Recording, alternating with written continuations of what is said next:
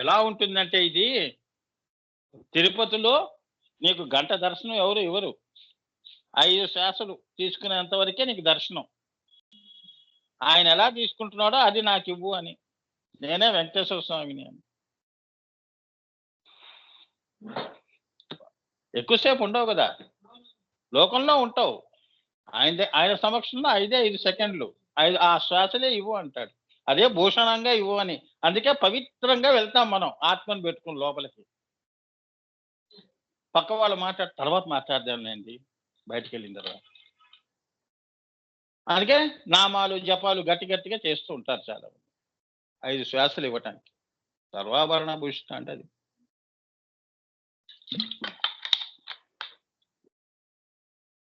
అటువంటి శ్వాసలు ఉదాహరణ ప్రాణంతో కూడుకున్నవి. అవి ఆభరణంగా ధరించి ఉన్న తల్లి. అది ఈశ్వరి అనండి, ఈశ్వర అనండి. అది చెప్తున్నాడు. సర్వాభరణ భూషిత అంటే నువ్వు వేసే ఈ నెక్లెస్లు, దండలు, పూలు, చప్పట్లు కొట్టడం, హడావిడి చేయటం, పిచ్చి పిచ్చి గెంతులు గెంతటం, ఇవి కావు. ఈ పనికిమాలిన గెంతుళ్ళు. తన్మయత్వంతో నువ్వు నృత్యం చేసావంటే అది వేరు. మళ్ళీ కుండలిని ఎలా చేస్తుంది నాట్యం? నీలో జాగృతమైనప్పుడు అది అసలైన నృత్యం.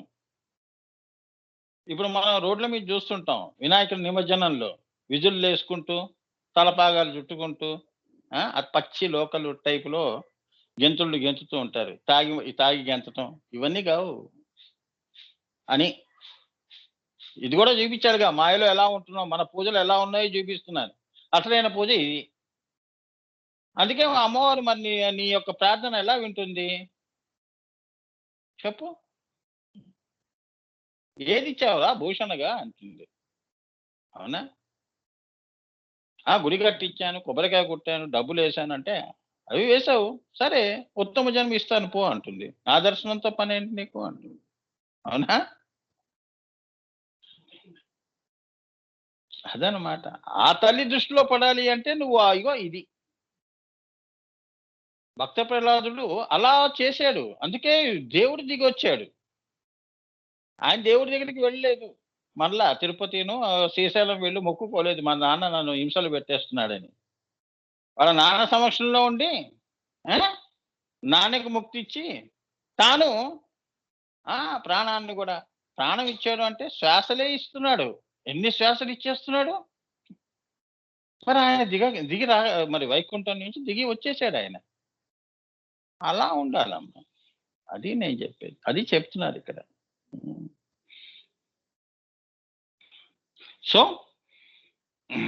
సో అలంకరించినది విశ్వకుండలిని. ఆ సదాశివుని యొక్క కంఠమును అలంకరించినది విశ్వకుండలిని అని. అంటే అమ్మవారు సృష్టి స్థితి లయ తిరోధాన వమన మహాప్రళయంలో చివరికి ఈ తల్లియే మళ్ళీ ఆయన యొక్క ఈ కుండలిని ఆయనలో ఆయన కుండలినిగా మారిపోతుందని. ఇక్కడ 2 కుండలినీలు ఉన్నాయని కాదు, అర్థమైందా? సంకల్పంగా మారిపోయి నిస్సంకల్పం అయిపోతుంది ఉల్లలితలు అని. అది ముగింపు. పట్టుకోవాలి జాగ్రత్తగా. ఇప్పుడు ఈమె వేరు, ఈమె వెళ్ళి ఆయన మెడలో ఇలా కాదు. అంటే అంటే ఏకము అనేకము వెళ్ళి ఏకములో కలిసిపోయి ఏకము 0 అయిపోతుంది. నాసదీయ సూక్తం. ఏమీ లేదు పో అంటుంది. జీవుడు లేడు, దేవుడు లేడు పో, అంతా పరాశూన్యం తప్ప ఏం లేదు. కొత్త సృష్టి వచ్చినప్పుడు నాకు ఆ చైతన్యం వచ్చినప్పుడు నేను ఎప్పుడో చూస్తా. ఉన్మేషన్ విషోత్పన్న విపన్న భువనావళి. ఆ సంకల్పం ఆవిడికి ఎప్పుడన్నా కలగచ్చు అని. అర్థమైందమ్మా? అంటే నేను కిందకి వచ్చాను అంటే ఆయన యొక్క సంకల్పం అనే విశ్వకుండలీలతో సృష్టి చేశాను. మళ్ళీ నేను వేరుగా ఏం లేను. నేను ఎక్కడుంటే ఆయన అక్కడే ఉంటాడు. మళ్ళీ ఆయనలోనే కలిసిపోయాను నేను అని. మళ్ళీ మేము ఇద్దరం మళ్ళీ పరాశూన్యంలో వెళ్ళిపోయామని, మిమ్మల్ని అందరినీ కూడా తీసుకెళ్ళిపోయానని. లహంలో ఎవరు మిగలరుగా. అర్థమైందా అమ్మా? సర్వాభరణ భూషిత అంటే అది అసలైన భూషణ. అంటే అది లయము రావటమే. యోగిగా నీకు లయము రావటమే భూషణ.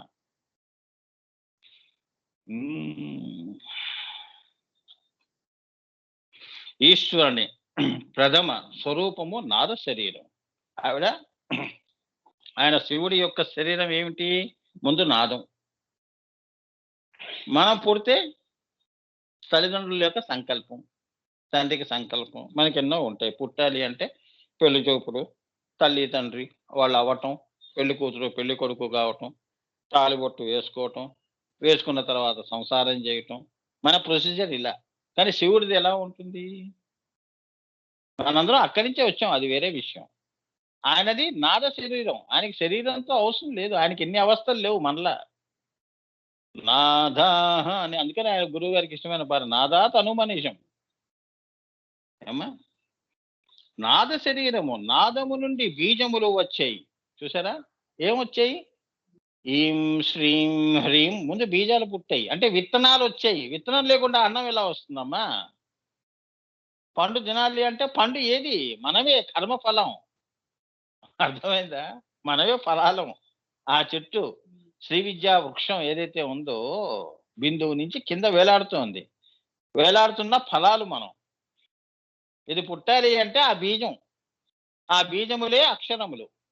అక్షరములు అంటున్నాను. బీజములే ఈం, శ్రీం, హ్రీం, ఓం అదనమాట. అవి పుట్టాయి. ఒక్కొక్క బీజం ఒక్కొక్క లోకాన్ని పుట్టించుకుంటూ వస్తోంది. అర్థమైందా? ఇదే వనము. వనదుర్గ అంటే ఇది. 7 లోకాలే ఆమెకి అంత అడవి. ఏమ్మా! మనం చూసే అడవులు గాదు. ఇదంతా లోకాలన్నీ ఆవిడ వనదుర్గ. ఆవిడే వచ్చి అక్కడ కూర్చుంది. ఆవిడ ఉంటేనే ఆ లోకం. సత్యలోకం గాని, భువర్లోకం గాని, సువర్లోకం గాని, ఏ లోకం పేరు చెప్పినా జనలోకం గాని, హ్మ్. తపోలోకాలు గాని అక్కడ ఆవిడే ఉంటుంది. తపోలోకంలో రూపంలో ఉంటుంది. అదొక దుర్గ. నవదుర్గలకి పేర్లున్నాయే అలా. ఆ రూపంలో వాళ్ళు ధ్యానిస్తూ ఉంటారు అమ్మవారిని. అలా అలా పైకి వెళ్తూ ఉంటారు. ఇలా ఏకకాలంలో లయం రాదు. అన్ని దశలు దాటుకుంటూ బిందువుకి చేరుకునేవాళ్ళు మహానుభావులు. ఏమ్మా! ఇక్కడ చిన్న 10 పైసలేసేసి నాకు లయం వచ్చేస్తుంది. బిందువులో వెళ్ళిపోతామని కాదు లెక్కలు. లెక్కలు వేరుగా ఉంటాయి పైన. భూపురాజ రేఖలే దాటలేవు. అంతరిక్షమే దాటలేవు. ప్రేత దశే దాటలేము మనం. అవునా? మనం ఎందుకు అంతే కదా! ప్రేత దశ దాటాలి. ఆత్మస్వరూపంలోకి వెళ్ళాలి. ఆత్మ జ్యోతి కావాలి. అన్ని దశలుంటాయి పైన. ఇవన్నీ రహస్యాలు. అమ్మవారు కృప, గురు కృప ఉందనుకో ఇవన్నీ అవలీలగా దాటుతావు. అది నీకు ఏమిటి? బ్లెస్సింగ్ ఇన్ డిస్‌గైజ్ అంటారు. గురువు అనుజ్ఞ ఉంటే నీ కర్మలన్నీ పటాపంచలు చేస్తాడు. ఏకమాత్రంలో నిన్ను బిందువు దగ్గర చేరుస్తాడు. ఆ సూత్రం చెప్తాడు. ఇలా చేసుకో నాయనా అని. ఈ లోకాలన్నీ దాటేస్తావు. అమెరికా వెళ్ళాలి అంటే షిప్‌లో వెళ్తే 12 రోజులు. షిప్ ఎందుకు నాయనా నీకు ఫ్లైట్ టికెట్ బుక్ చేస్తాను అంటాడు. అవునా? 14 గంటల్లో అక్కడ ఉంటావని. అయిపోయిందా? లేదంటే 12 రోజులు. షిప్ ప్రయాణం చేసుకుంటూ ఉంటామో, చస్తామో, సముద్రంలో మునిగిపోతామో తెలియక గుండె చేతిలో పట్టుకొని వెళ్ళాలి 12 రోజులు. అలా అన్నమాట. సో, అలానే బీజములు వచ్చాయి. ఆ బీజములే మాతృకావరణాలు. ఏమ్మా? బీజములను మంత్ర విద్య అని అంటాం. అంతే కదా! బీజం లేకుండా నీకు మంత్రం ఒక మంత్రం చెప్పు. రామ అంటే ఒక రామ అనే దానికి కూడా ఒక రామాయ నమః. ఆంజనేయ స్వామి కూడా ఆంజనేయాయ నమః. దుర్గా అమ్మవారికి దుర్గాయే నమః అనాలి. బీజం లేకుండా దేవతలు ఎక్కడున్నారు? అమ్మవారు ఎక్కడ? అందుకని బీజములు ముందొచ్చాయి. బీజములు అంత ముఖ్యం. అది లేకుండా నేను చెట్టు నాటుతానంటే బీజం లేకుండా చెట్టు ఎక్కడొస్తుంది? బీజం నుంచి చెట్టొస్తుంది. రూపం వస్తుంది. ఆ రూపాన్ని అందుకే మంత్రాధీనాంతు దైవతం. ఆ రూపం నుంచి అమ్మవారు చెట్టు రూపంలో నీకు ఎదురుగుండా కనిపిస్తుంది. ఏం కావాలి అంటుంది. నువ్వు బీజం పెట్టకుండా ఇక్కడ చెట్టు నాటేసాను అని చెప్పేస్తే ఎలా వస్తుంది? రాదు. చెట్టు రాదు కదా! ముందు విత్తు విందా? చెట్టు విందా? ముందా? అదేగా! ఏది ముందు? గుడ్డు ముందా? కోడి ముందా అంటే? ఇప్పుడు ఎలా ఉంటాయి వాదోపవాదాలు? కోడి ముందు ఉంటుంది గాబట్టి, గుడ్డు వెనక ఉంటుంది గాబట్టి, ఆ! గుడ్డు వెనక అంటాం. వెనక నుంచి వస్తుందిగా గుడ్డు. అది తర్కం మనది. అర్థమైందా? అది తెలివితేటలు. ఇలా మాట్లాడతారు. ఇక ఇటువంటి వాళ్ళతో మనమేం మాట్లాడతాం? మౌనమే మాకు శరణ్యం. అందుకే అమ్మవారు మాట్లాడదు. మాయలో ఎందుకు మాట్లాడుతుంది? మాట్లాడదు. ఆవిడ మాయ తొలగించి నీతో మాట ఉండదు. ఆవిడ మాయ తీసేసిందనుకో, నీకు మాటలుండవు. అర్థమైందా? అది చెప్తున్నాడు. బీజం అంటే నేను రా అంటుంది. నేను లేకుండా నువ్వెక్కడున్నావురా చెట్టువి? నువ్వొక చెట్టువి. అర్థమైందా? అందుకే అమ్మవారి సమక్షంలో ఏమి ఉండదని. అన్నీ కరిగిపోతాయి. కరిగిపోతుంది. ఇంకేం ఉండదక్కడ. మాతృకా వర్ణములు, సర్వ సారస్వతములు, శాస్త్రములు, ఛందస్సులు అనేవి మూలమైనప్పుడు భాషాభివృద్ధి అవుతుంది. ఇవన్నీ మూలాల చక్కగా ఉంటే అప్పుడు భాష అనేది అభివృద్ధి అవుతుంది. అంటే నువ్వు మాట్లాడే మాటలు ఒక అర్థవంతంగా మాట్లాడతావు. లేదా అర్థం పర్థం లేకుండా పిచ్చి కూతలు కూస్తూ ఉంటాం. పిచ్చి ఆలోచనలు, పిచ్చి మాటలు, సొల్లు మాటలు, పనికిరాని మాటలు, పనికిరాని పనులు చేస్తూ జీవితాన్ని పాడు చేసుకుంటాం.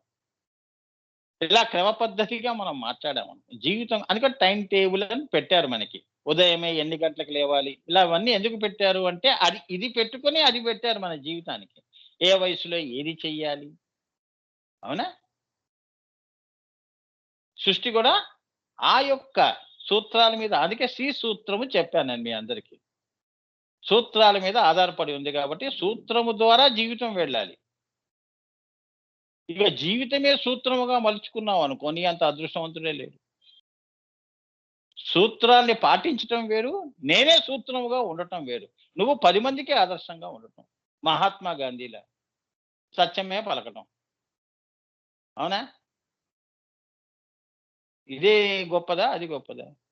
ఇంకా పాటించడం ఏమిటి? నువ్వే అదయిపో. అందరూ అలా అనుకుంటే మనకి సూత్రాలతో పనేముంది? అవునా? నువ్వే జీవుడే దేవుడయ్యాడు. అంతేగా? అది చెప్తున్నాడు. సో, భాషాభివృద్ధి అవుతుంది. అవి మయములైనప్పుడు సర్వవర్ణములు అవుతాయి. అవి తేజస్సుగా వచ్చాయనుకోండి, ఈ బీజములు తేజస్సు ఎక్కువై సూర్యుడు బాగా తేజస్సు మిట్ట మధ్యాహ్నం వల్ల ఏమొస్తోంది? తేజోమయం అవుతోంది. ఎండ, తాపము దానివల్ల ఏమొస్తుంది మనకి? చెమటలొస్తున్నాయి. చెమటకాయలొస్తున్నాయి. బాబోయ్! తాపం భరించలేక ఇవి. అలానే ఆ తేజస్సు వలన భాషలు పుట్టాయి. అమ్మో! అబ్బో! కుయ్యో! మొర్రో అంటున్నాం మనం. ఆ తాపానికి. అలా మాటలు పుట్టేయి, భాషలు పుట్టేయి అని. తేజస్సు అంటే అదనమాట. మళ్ళీ తేజస్సులు 3 రకాలు. రాజస్సు, తేజస్సు చెప్తాను. అన్నీ చెప్తాను. ఎన్ని తేజస్సుల్లో గూడా మళ్ళీ దశలున్నాయి. రాజస్సులన్నీ ఇగో సూర్యుడి దగ్గర నుంచి వచ్చేవి. అర్థమైందా? ఆయన, ఆయన తేజస్సు ఎక్కడి నుంచి? అమ్మవారి దగ్గర నుంచి వస్తుంది. దాన్నేమంటారు? ఆ తేజస్సునేమంటారు? అవునా? అందుకే అమ్మవారు తేజోవతి. బిందువు మరి అన్నిటిని వెలిగించేది గదా! మహా తేజస్సు. అమ్మ. చెప్తాను. అది 'ఓం ద స్పిరిట్ గాడ్ అండ్ ఫరెవర్‌నెస్' అనే ఇంగ్లీష్ పుస్తకంలో చాలా బాగా చెప్పారు గురువుగారు. సృష్టి క్రమం ఆ డయాగ్రామ్ అంతా గూడా వేశారు. సర్వవర్ణములు అవుతాయి. సహస్రారాంబుజారూఢ సర్వవర్ణోపశోభిత అన్నది ఇక్కడ రహస్యం అమ్మవారికి. నామాలున్నాయిగా. ఏంటవి? సర్వవర్ణములు అవుతాయి. సహస్రారాంబుజారూఢ సర్వవర్ణోపశోభిత ఆవిడ. ఆవిడ యొక్క తేజస్సు నుంచే ఈ యొక్క భాషలు పుట్టాయని. ఓంకారము నుంచి.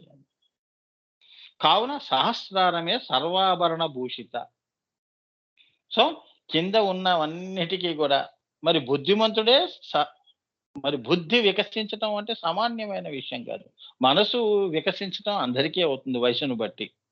వాడి కర్మానుసారంగా, వాడి జీవ చాపల్యం ప్రకారంగా వాడు అలా పెరుగుతాడు. అన్నిటికంటే అతీతమైనది నీ మేధస్సు, నీ బుద్ధి. బుద్ధి వికసించిందనుకోండి, అబ్బా! ఎంత బుధజనులు బుద్ధిమంతులండి. బుద్ధితో చేస్తారండి పని. అందుకే వాళ్ళు ఏం చేసినా కూడా వాళ్ళు 10 మందిని దృష్టిలో పెట్టుకొని చేస్తారు. వారిని నమ్ముతాం. అందుకే ఆవిడ అది సర్వాభరణ భూషిత నీకు. మనసులో ఎదగటం గొప్పతనం గాదు. మాటల్లో ఎదగటం గొప్పతనం గాదు.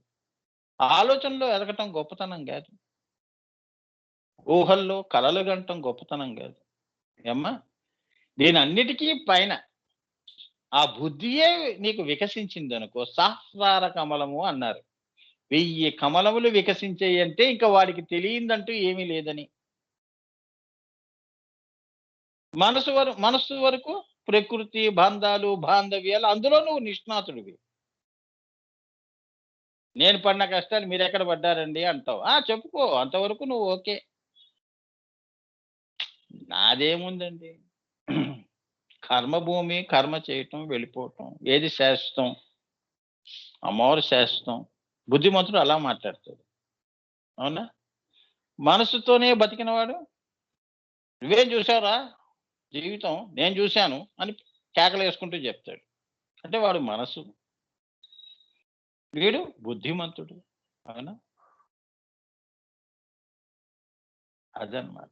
సో, వాడి మాటలు అందరి మనోపలకాల మీద బాగా పనిచేస్తాయి. కోపంగా ఉన్నవాడివి పనిచెయ్యవు. పెద్దగా అనుభవించాలవే. నువ్వొక్కడివే పెళ్లి చేసుకున్నావు. నువ్వొక్కడివే పిల్లల్ని కన్నావు. నువ్వొక్కడివే పెద్ద జీవితంలో ఉద్యోగం చేశావు అని పక్కవాడికి అవకాశం వచ్చే ఉన్నాయి. అవునా? అదే బుద్ధిమంతుడు చెప్తే, నాయనా నాదేముంది రేపొద్దున మీరందరూ గూడా ఎటువంటి జీవితాలు ఇవన్నీ ఆ! ఇప్పుడు శ్రీ విద్య గురువుగారు ఎలా చెప్తున్నారు? ఇవన్నీ చూసి ఏ బంధము పెట్టుకోకుండా కర్తవ్యంగా తీసుకొని కర్మని ఆచరించి, సత్కర్మ ఆచరించి ఆ! మంచి పేరు సంపాదించుకొని అమ్మవాళ్ళు లయమైపో నాయనా అన్నామనుకో వాడు వింటాడు. అవునా? కంపేర్ చేసుకుంటూ నువ్వెంత ఎదవా, సన్నాసి, నువ్వేం చూసావు ఇలా తిట్టామనుకో వాడి అహం దెబ్బతింటుంది. వాడు ఎదగటం సంగతి దేవుడెరుగు. వాడు ముందు నీ మీద పగ పెంచుకుంటాడు. అవునా? పోరా నువ్వెంత అని జెప్పి ఇంట్లోంచి పారిపోతారు పిల్లలు. అంతేగా? అందుకే ఆ భయంతోనే పిల్లలు ఏం చెప్తే గారాబం జేస్తారు తల్లిదండ్రులు. చివరికి వాళ్ళు ఏది చెప్పాలనుకుని బాగుపడాలని అనుకున్నారో అది చెప్పకుండా మనసులో పెట్టుకొని వాళ్ళు అడిగిన దాన్ని వాళ్ళని వీళ్ళు ఫాలో చేశారు. చివరికి పిల్లలే దక్కకుండా పోయారు. ఎవరిది తప్పు? చూసారా? అందుకే గారాబం అంటే అది. సో, కావున శాస్త్రారమే సర్వాభరణ భూషిత అదే శ్రీ రాజరాజేశ్వరి. బ్రహ్మకచ్చం దగ్గరకొచ్చావంటే నువ్వు రాజరాజేశ్వరియే. నీకు చెప్పేవాళ్ళు ఎవరింకా? అవునా? కిందవన్నీ దాటి నువ్వు రాజరాజేశ్వరి అయ్యావు. ఇంక నువ్వేం చెప్తే కింద వాళ్ళు అవన్నీ వినాలి. చెయ్యి ఇటు తిప్పు అంటే చెయ్యి అటు తిప్పాలి. ఎందుకు? రాజరాజేశ్వరి యొక్క ఆజ్ఞ అలా ఉంది. అది బుద్ధి కర్మానుసారేన అటువంటి బుద్ధితో పనులు చెయ్యి భూమి మీద. అర్థమైందా అమ్మా? శ్రీ రాజరాజేశ్వరి స్థితికి వెళ్లి ఆ పనులు చేయి. షిరిడీ సాయిబాబా, కృష్ణుడు వీళ్ళందరూ అక్కడ ఉండి ఇక్కడ పనులు చేశారంటే ఆ పనులు అంత గొప్పవి తీసుకొచ్చి కింద చూపిచ్చారు. అంతేగాని నీ దగ్గర నేర్చుకొని నీ దగ్గర ప్రదర్శన చేయలేదు కృష్ణుడు. సాయిబాబా. అర్థమైందా? రాజరాజేశ్వరి అంటే ఏంటి? అందుకే వాళ్ళు అక్కడుంటారు ఎక్కువ. ఇక్కడుండరు అని. తుర్యంలో ఉంటారు అని. తుర్యా జాగ్రత్త, తుర్యా స్వప్న, తుర్యా సుషుప్తి అంటే అదనమాట. అక్కడి దాకా వెళ్ళిన వాడికి కింద రావటం ఎంతసేపు? కింద నుంచి పైకి వెళ్ళటమే కష్టం. అర్థమైందా? తిరుపతి కొండ ఎక్కేటప్పుడు తెలుస్తుంది. దిగేటప్పుడు ఏముంది ఎవడన్నా దిగుతారు. ముసలి వాళ్ళు కూడా, "నేను దిగుతాను లేరా చెయ్యి పట్టుకోకు" అంటుంది. అవునా? ఈజీ అయిపోతుంది. లేదు అంటే అయ్యో బాబోయ్! కుయ్యో మొరో అనుకుంటూ మనవళ్ళనో, మనవరాళ్ళనో పిలిచి భుజాల మీద చెయ్యేసి నానా ఆపసోపాలు పడి ఒక కొండ ఎక్కుతుంది. అట్లా అన్నమాట. సో, శ్రీ రాజరాజేశ్వరి, శ్రీ మహా త్రిపుర సుందరి అది అద్వైత దేవి. కిందకి దిగిందనుకోండి మూడో కన్ను దగ్గర అద్వైతం వస్తుంది. అది ఆహ్, ఆ! శ్రీ రాజరాజేశ్వరి, శ్రీ మహా త్రిపుర సుందరి అది అద్వైత దేవి. ఇది రహోయాగమునందలి సంకేతం. అంటే ఏంటంటే ఆవిడ పైన ఉంటే అద్వైతము, కిందకి వస్తే ద్వైతము అని. మహా త్రిపుర సుందరి అయితే మనందరం కిందకి దిగి బతుకుతున్నాం. త్రిపుటికి లొంగి బతుకుతున్నామని జ్ఞాత, జ్ఞేయము, జ్ఞానము నువ్వు, నేను, వాడు అనుకుంటూ తిరిగేస్తున్నాం మనం. ఇది మనస్సుతో చేసేది. అది బుద్ధితో చేసేది రాజరాజేశ్వరి. సో, ధ్యానమును దహరమునందు, ఆజ్ఞాచక్రమునందు, సహస్రారంలోనూ చేయవలె. ఈ ధ్యానము హృదయంలోనూ చేయాలి. ఓంకారం ఇక్కడ చేయాలి. ఓం అంటే చూడండి గుండె కదులుతూ ఉంటుంది. మళ్ళీ ఆజ్ఞా చక్రం దగ్గర చెయ్యి పెట్టండి. అక్కడ ప్రాణం నిలిపి ఓం అంటే ఆ మూడో కన్ను దగ్గర కదులుతూ ఉంటుంది. అలానే శిరస్సు పైన రాజరాజేశ్వరి దగ్గర కూడా ఓంకారం ధ్యానం చెయ్యండిరా అని చెప్తున్నాడు. ఇవే 3 స్థానాలు అని. అర్థమైందా? లలిత, రాజరాజేశ్వరి, దహరంలో మహాత్రిపుర సుందరి అని. అది. కింద ఉన్నవన్నీ గూడా ఆ! జంతువు జాలాలకు సంబంధించినవి. మూలాధారం, మణిపురం అంతే కదా! ఎప్పుడు అక్కడే ఉంటాయి అవి. జంతువులేమున్నాయి? మైథునం చేసుకోవటం, తినటం, వేటాడటం ఇంతే గదా!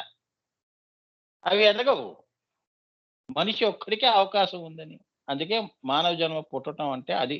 ఎంత పుణ్యం చేసుకుంటే నీకు అమ్మవారు ఈ శరీరం ఇచ్చిందనేది మర్చిపోకు అని. హ్మ్. ఇది రహోయాగమునందలి. రహోయాగము అంటే తెలుసు కదా! ఇంకా మళ్ళీ చెప్పను.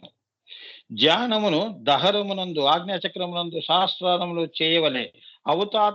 అవధూతాగ్రేసరులు బ్రహ్మ శీర్షంలోను వామాచారులు మూలాధారం ఎవరు ఎక్కడ ఎలా చేస్తారో చెప్తున్నారు. మీరు ఏమవుతారో ఇంకా మీ మీ మీ సంకల్పం మీ ఇష్టం ఇంకా. గురువుగారు చెప్తున్నారు, అమ్మవారు చెప్తోంది ఏమవుతారు? ఏమిటది?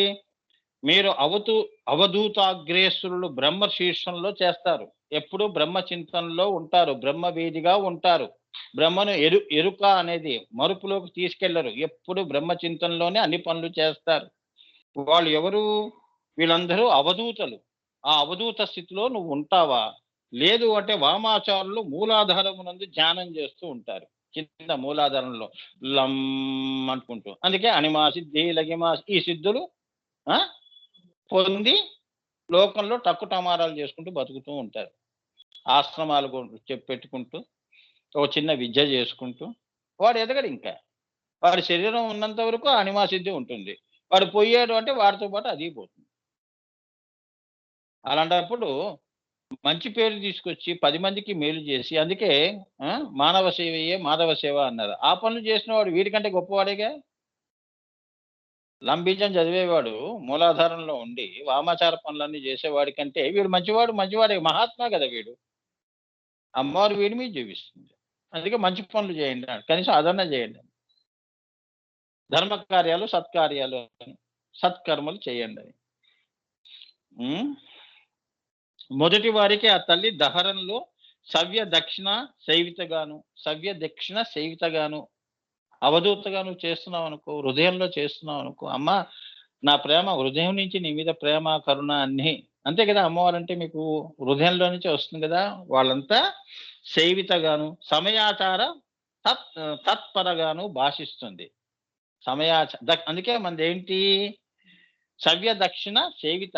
మనం శ్రీచక్రార్చన, కుంకుమార్చన, పులిహోరలు, దద్దోజనాలు ఇటువంటివన్నీ నైవేద్యం పెడతాం. సవ్య దక్షిణ సేవిత. కిందకి వెళ్లి తంత్ర పూజ చేసావనుకో అక్కడ పంచ మకారాలతో చేసేవి. కామ్యాలు పెట్టుకొని. ఈ రాజ్యం అంతా నేనే.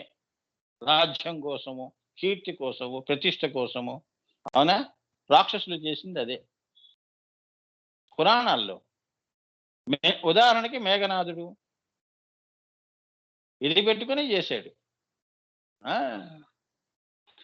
సో, వామ మార్గంలో అణిమాది అష్టసిద్ధులకై మూలాధారస్థ త్రికోణ స్వయంభూ తేజోలింగాన్ని భావించి భౌతికంగా దానిని ఆచరించు క్షుద్ర పద్ధతి గర్హం అంటే గమనించండి. ఈ రకంగా చేస్తారు క్షుద్రం. ఎలా చేస్తారు? సమయాచార వామ మార్గంలో అణిమాది అష్టసిద్ధులకై అణిమా సిద్ధి, లగిమా సిద్ధి, గరిమా సిద్ధి పెట్టుకొని ఏదో ఒకటి పెట్టుకొని ఆ సిద్ధిని పెట్టుకొని చేసేవాళ్ళు. మూలాధారస్థ త్రికోణ స్వయంభూ. అక్కడ ఉండే లం బీజము అమ్మవారు మూలాధారంలో. ఆ లం అనే బీజాక్షరాన్ని పెట్టుకొని చేస్తారు. అక్కడ కిందంతా గూడా స్వాధిష్టాన మూలాధారాలన్నీ గూడా ఆ! మకారానికి సంబంధించిన పంచ మకారాలకు సంబంధించినవి. అంతేగా? కామము, క్రోధము, లోభము, మాత్సర్యము, మదమాశ్చర్యాలు ఇవన్నమాట. తేజోలింగాన్ని భావించి భౌతికంగా దానిని ఆచరించు క్షుద్ర పద్ధతి గర్హ్యం. సో, ఇక్కడ మనకేంటి హెచ్చరిక? మనం సవ్య దక్షిణ సేవితగా పూజలు చేయాలి. అందుకే గురువుగారు ఇక్కడి నుంచి పూజ చేయమని మనకి శాసన. కింద నుంచి అందుకే క్రియాయోగంలో నేను మణిపురం నుంచే చెప్తాను. కరెంట్ ఎక్కడ ముట్టుకున్నా కరెంటే. అర్థమైందా? ఏమ్మా? ఎందుకంటే కిందది చెప్పామనుకోండి, పొరపాటున ఏదన్నా అది బీజం మీకు జాగృతం అయింది అంటే, మీకు అసలే జిహ్వ చాపల్యము. అబ్బా! గురువుగారు జాగృతం చేశారు. హనుమా సిద్ధి మనకొచ్చే అవకాశాలు చాలా కనిపిస్తున్నాయని చెప్పి నన్ను మర్చిపోయి ఇగ ఆ సిద్ధిలో అంటే మీరు పోతారు. అందుకే మధ్యలోంచి కనెక్షన్ అన్నమాట. అదే గురువుగారి రహస్యం. ఎక్కడి నుంచైనా చేయొచ్చమ్మా. అదేం లేదు. ఇక్కడే చేయాలని ఏం లేదు. ఆవిడ అక్కడ ఉంటుందనేది ఏం లేదు. హృదయంలో కూడా సర్వదక్షిణ సేవిత. ఏమో అక్కడి నుంచి కూడా చేయొచ్చు. అందుకే మనం కుంభక రేచక చేసేటప్పుడు బొడ్డు దగ్గర ఆ శ్వాసను నిలపమని గురువుగారు చెప్పడం. కింద చక్రాలు రెండో స్టెప్‌లో దాన్ని మనం కిందకొస్తాం. ఏమ్మా అప్పుడు నీకు చాలా తేలికవుతుంది. కిందకి రాంగానే అమ్మవారు పైకొచ్చేస్తుంది. అట్లా అన్నమాట. నేను చెప్తాను అవన్నీ ప్రాక్టికల్స్. మణిపాదుక ధ్యానము. మణిపాదుకలు ఎక్కడుంటాయి? మూడో కన్నేమో కాంతి పాదుకలన్నాను గదా! ఇవన్నీ మీరు రాసుకోవాలి. నోట్స్‌గా రాసుకోవాలి. సహస్రారంలో గురూజీ. సహస్రారం. ఆ! మణిపాదుకలు రాజరాజేశ్వరి బ్రహ్మకచ్చంలో అక్కడ అమ్మవారి మణిపాదుక ధ్యానం జేయాలి. ఏమ్మా? అదియే లయము. ఇంకా నీకు నెక్స్ట్ అమ్మవారి ద్వాదశాంతం శింసుమారా చక్రం దాటంగానే లలితా స్వరూపంలో ఉంటుంది అమ్మవారక్కడ. ఈ రాజరాజేశ్వరియే లలితా స్వరూపం అవుతుంది. అంటే నువ్వే లలితలో ఐక్యం అవుతావు, లయం అవుతావు అని. మధ్యమము. మధ్యమం అంటే ఏంటి? దహరము. అది పర, ఇది మధ్య. అధమాది, అధమము. మూలాధార పూజ. మూలాధార పూజ చేసే వాళ్ళందరూ అధమతో కూడుకున్న పూజలు అని. ఏమ్మా? అందుకని మధ్యమాధికారులు, ఉత్తమాధికారులు, అధమాధికారులు ఉంటారు ఈ సృష్టిలో. సో జాగ్రత్తగా ఉండి ఈ సవ్యదక్షిణ సేవితగా ఉన్న పూజలు చేసుకుంటూ రాజరాజేశ్వరి అమ్మవారిని ధ్యానిస్తూ లయాన్ని పొందమని గురువుల యొక్క ఈ నామం యొక్క అంతరార్థము, పిండితార్థం. శ్రీ విద్య పరా పట్టాభిషేకము. శ్రీ విద్య పరా పట్టాభిషేకము మణి పాదుకా దీక్ష ఉన్న చతుర్యాగ క్రమమును ఆచరించు వారే శ్రీ విద్యా పూర్ణ దీక్షాపరులు. ఇది రహస్యం. ఎవరు పూర్ణ దీక్షాపరులు అంటే చతుర్యాగము ద్వారా ఏమ్మా ఇలా సవ్యదక్షిణ సేవిత పెట్టుకుని చేసేవాళ్ళు ఎవరైతే ఉంటారో, ఆ రాజరాజేశ్వరి స్థితి అక్కడికి చేరుకున్న వాళ్ళు ఎవరైతే ఉంటారో, మళ్ళీ అక్కడి నుంచి కిందకి దిగి శరీరంలో నీతో మాట్లాడే వాళ్ళు ఎవరైతే ఉంటారో వాళ్ళు పూర్ణ దీక్షాపరులు అంటారు. అది చూడకుండా వాడోడో నాకు ఇచ్చాడు బిరుదని చెప్పి మెడలో వేసుకుని తిరగటం కాదు. ఇక్కడికి నామం అయిందమ్మా. సర్వాభరణ భూషిత అంటే ఇక్కడికి అయింది. అమ్మ కృప, గురు కృప. నాకు తోచింది సముద్రంలో నీటి బొట్టు. నా అనుభూతుల్లోంచి నేను చెప్పాను. నాకు అవే వస్తాయి, అనుభూతులే ఎక్కువ ఉన్నాయి. అమ్మా నేను భాష్యం తక్కువ చెప్తాను, అనుభూతులు ఎక్కువ నింపుతాను. అందుకే మీకు అనుభూతులే ఇస్తాను అని. ఈ గురు పరంపర అనుభూతులే ఇస్తుంది కానీ జ్ఞానం ఇవ్వదు. జ్ఞానం ఇవ్వదు అంటే ఏంటంటే జ్ఞానము కేవలం ఒక మాధ్యమం. ఇది తెలుసు. అనుభూతి దగ్గరికి తీసుకురావటమే ఒక నావ. అర్థమైందా? పడవే జ్ఞానమే నా జీవితం అని అక్కడ ఉండమని మేము ఎప్పుడు చెప్పం. గురు పరంపర చెప్పదు, నాతో కూడా చెప్పనివ్వదు. సో అనుభూతులే ఎక్కువ ఉంటాయి. ఇప్పుడు నేను చెప్పిందంతా అనుభూతి పర్వమే ఎక్కువ ఉంటుంది, భాషా పర్వం తక్కువ ఉంటుంది. అమ్మా